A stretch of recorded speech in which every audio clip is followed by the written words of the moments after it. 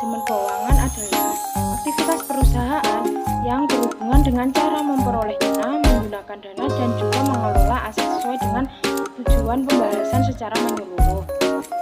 Definisi lain dari manajemen keuangan ialah suatu manajemen dana yang berhubungan dengan permasalahan pengalokasian dana ataupun usaha pengumpulan dana dalam pembiayaan investasi. Maka dari itu, manajemen keuangan memiliki kepentingan dalam bagaimana cara menciptakan serta menjaga nilai ekonomi suatu perusahaan. Yang selanjutnya yaitu pentingnya kita belajar manajemen keuangan. Belajar tentang manajemen itu sangat penting.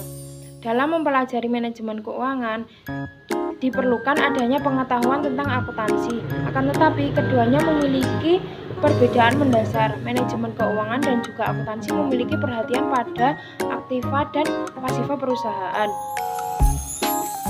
Perbedaan keduanya ada di dalam hal waktu. Akuntansi menekankan aspek tinjauan atau review yang memiliki wawasan historis dengan tujuan mempertanggungjawabkan apa yang terjadi di masa lalu. Sedangkan manajemen keuangan menekankan pembuatan keputusan di masa depan. Tugasnya ialah memanfaatkan pandangan akuntansi tentang kondisi keuangan perusahaan di masa lalu dan juga saat ini. Tujuan manajemen keuangan ada beberapa, akan tetapi tujuan utamanya yaitu mengoptimalkan kekayaan pemegang saham. Tujuan manajemen keuangan ada 9. Yang pertama yaitu mengoptimalkan keuntungan, yang kedua menjaga arus kas atau cash flow, yang ketiga mempersiapkan struktur modal, yang keempat pemanfaatan keuangan yang tepat, yang kelima yaitu mengurangi resiko operasional, yang keenam kelangsungan hidup perusahaan, yang ketujuh meningkatkan efisiensi, yang kedelapan memaksimalkan kekayaan, dan juga yang terakhir mengurangi biaya modal. Ini saya sebagai pemateri kedua, saya akan melanjutkan pemaparan materi dari pemateri pertama. Saya pertama akan menjelaskan mengenai tujuan dari manajemen keuangan.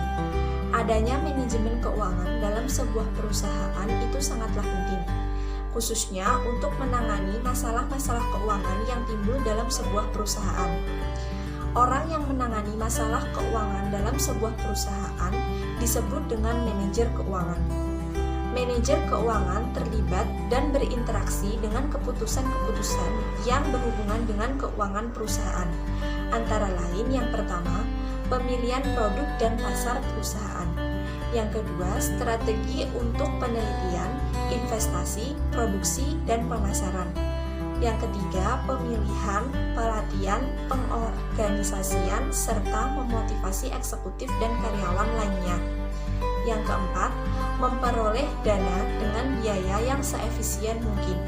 Dan yang kelima, melakukan penyesuaian terhadap keputusan-keputusan yang sudah dibuat dengan perubahan lingkungan yang ada.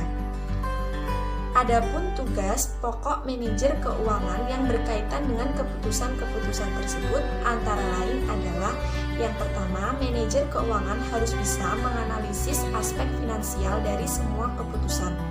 Yang kedua, menentukan jumlah investasi yang diperlukan untuk mencapai penjualan yang diharapkan. Jadi, seorang manajer keuangan harus bisa menentukan berapa jumlah investasi yang dibutuhkan oleh perusahaan untuk mencapai penjualan yang diharapkan. Investasi ini tidak boleh merugikan perusahaan. Kemudian yang ketiga, menentukan bagaimana memperoleh dana yang diperlukan guna membelanjai investasi yang direncanakan. Dalam melakukan investasi, sebuah perusahaan tentunya memerlukan dana.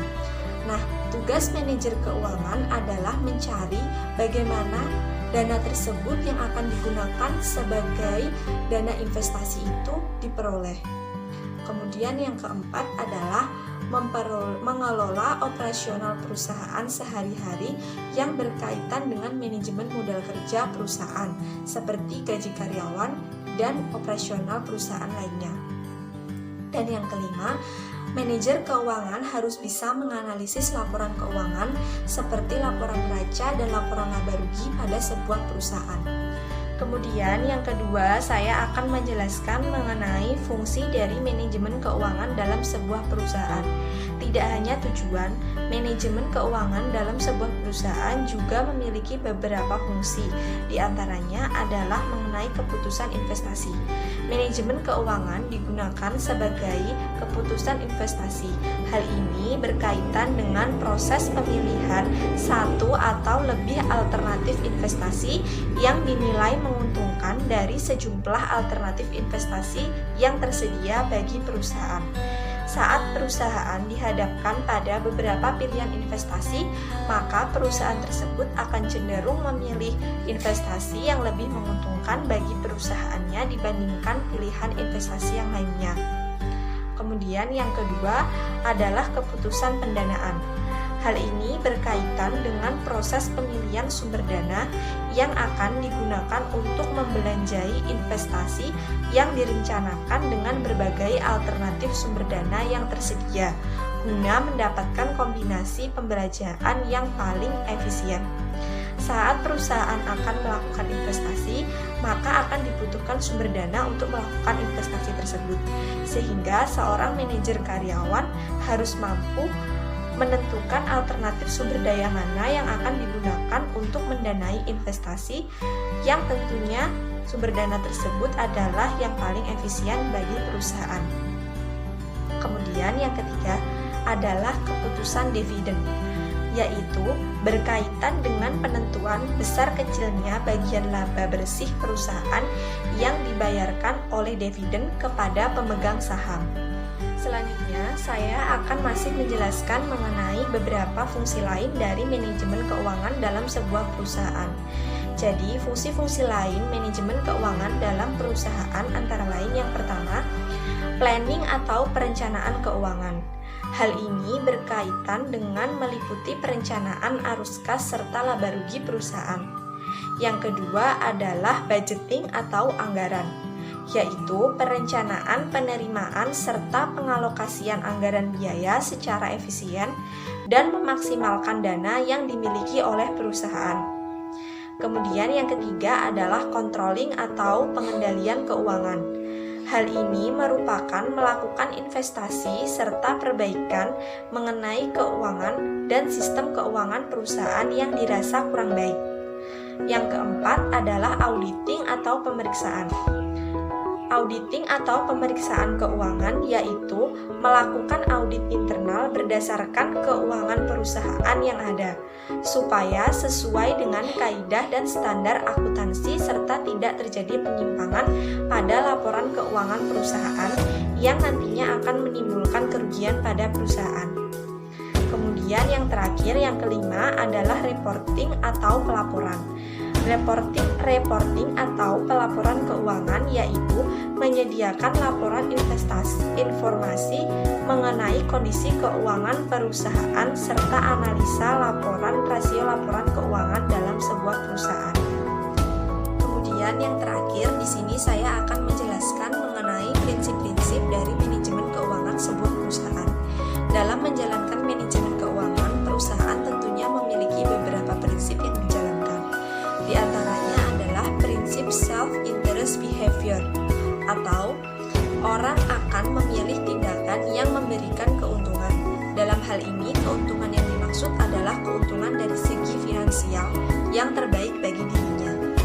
Yang kedua adalah prinsip risk aversion, yaitu orang akan cenderung memilih alternatif dengan rasio keuangan dan resiko terbesar. Prinsip ini juga mengasumsikan bahwa orang cenderung sebagai risk averse atau enggan terhadap resiko. Yang ketiga adalah prinsip diversification. Diversification atau tindakan diversifikasi adalah menguntungkan karena dapat meningkatkan rasio antara keuntungan dan resiko perusahaan. Kemudian prinsip incremental benefit.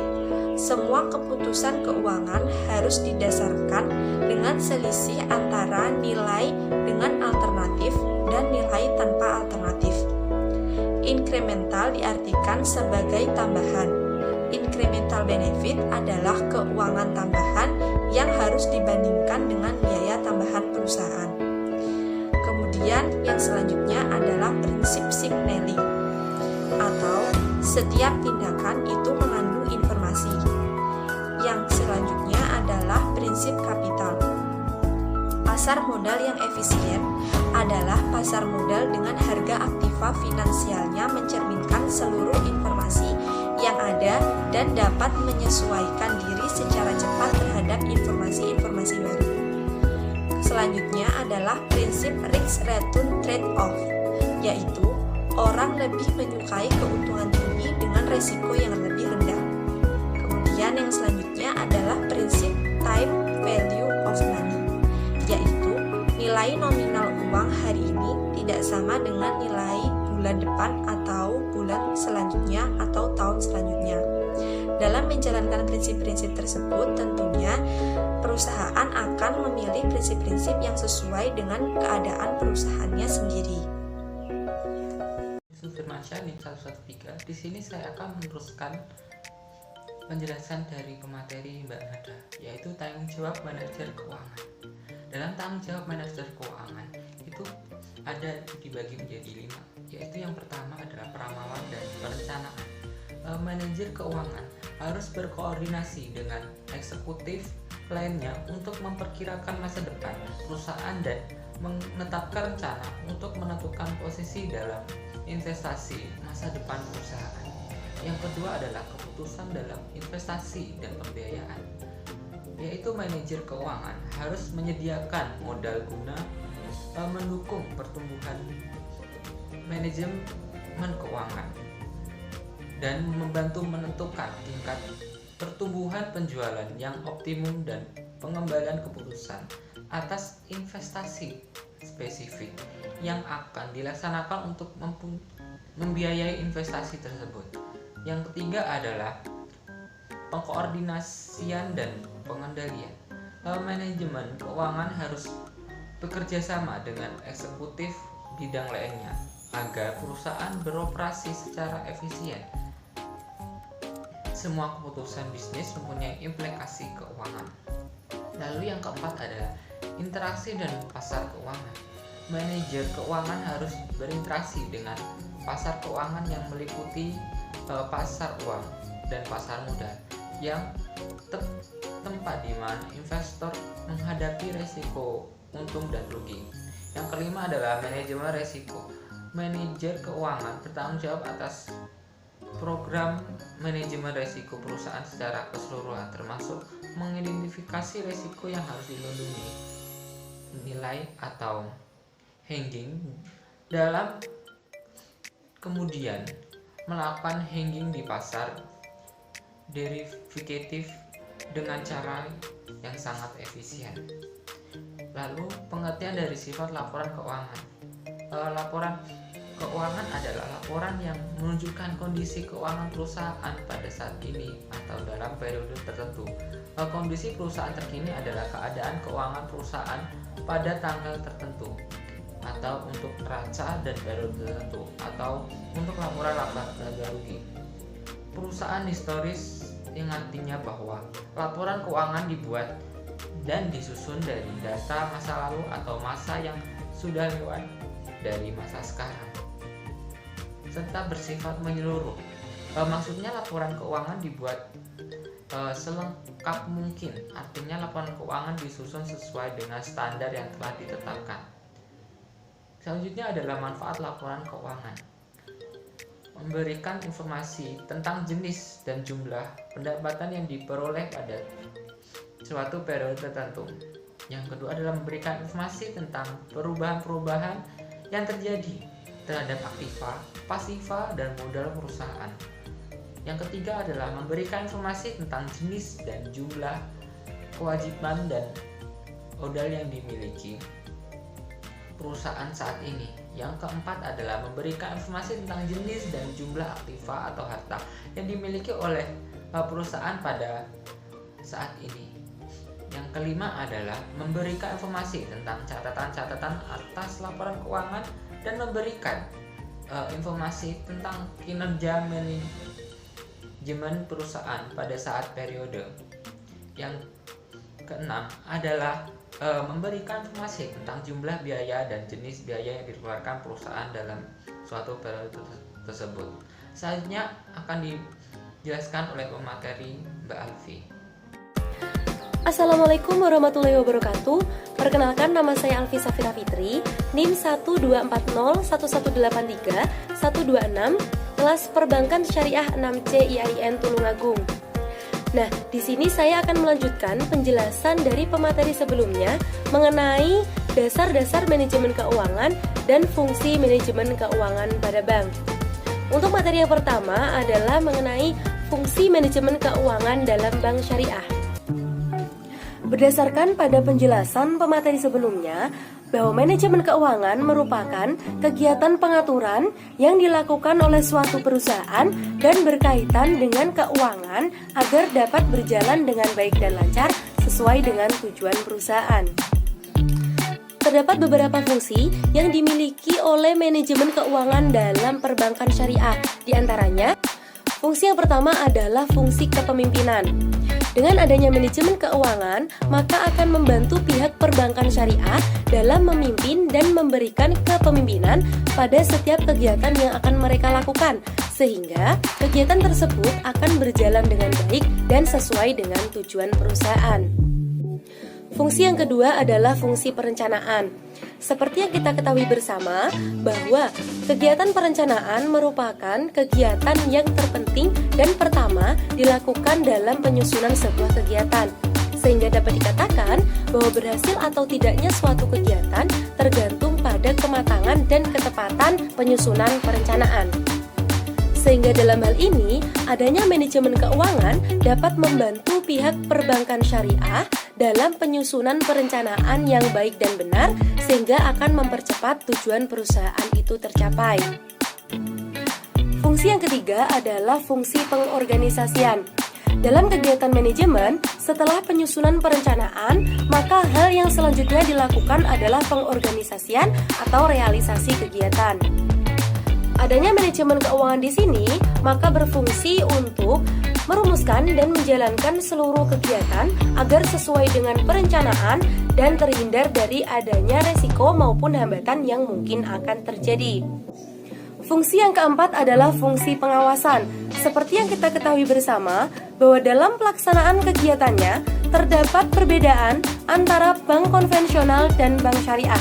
Salah satunya adalah batasan-batasan yang harus diperhatikan oleh perbankan syariah dalam menjalankan seluruh kegiatannya agar sesuai dengan prinsip dalam Islam, yakni Al-Quran, hadis, ijma' dan qiyas maupun kaidah fikih lainnya. Sehingga adanya manajemen keuangan di sini berfungsi sebagai pengawasan kepada pihak perbankan syariah dalam menjalankan amanah yang telah dipercayakan oleh para nasabahnya, dalam artian menjalankan seluruh kegiatannya agar sesuai dengan prinsip syariah. Materi yang selanjutnya adalah mengenai prinsip manajemen keuangan syariah.